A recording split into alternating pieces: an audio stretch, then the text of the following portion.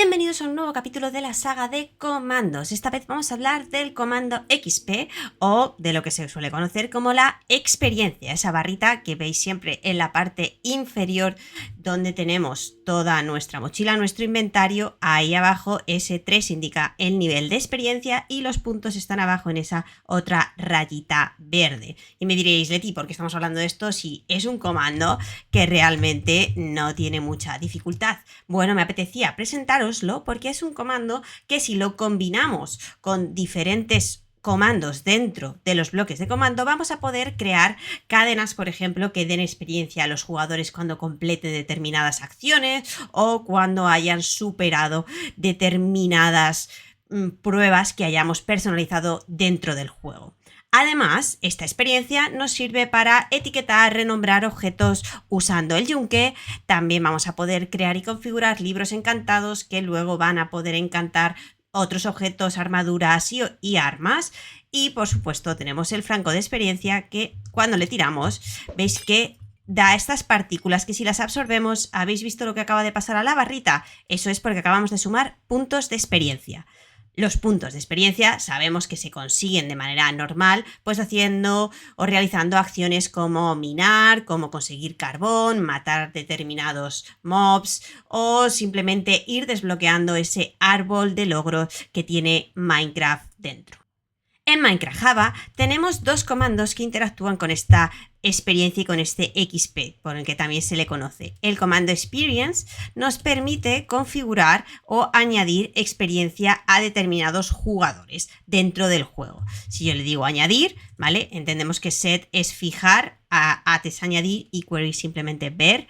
Podemos añadir, decidir a quién, si a todos los jugadores, a solo uno en concreto o al más cercano, ¿vale? Y aquí nos dice cantidad. ¿Qué cantidad? Pues la que queramos. Podemos decirle, por ejemplo, que añada 2 de cantidad y ahora nos va a decir puntos o niveles. El levels es el número que vemos aquí en esta parte de la pantalla. Y los puntos es la barrita que según vaya sumando puntos lo que va a hacer es desbloquear más niveles. Si yo le digo puntos, vais a ver ahora lo que sucede. Veis que ha subido la barrita verde.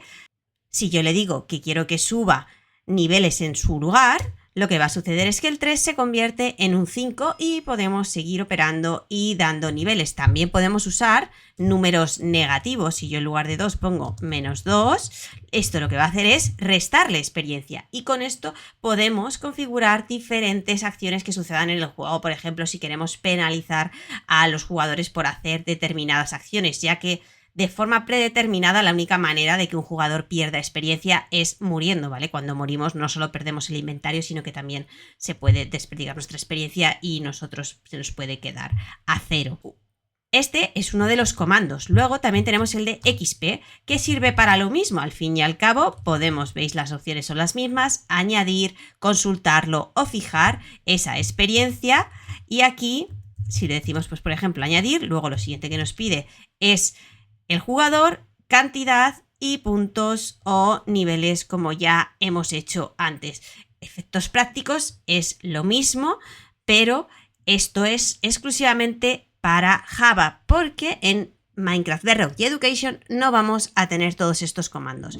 Vamos a irnos a esa versión del juego y lo vemos.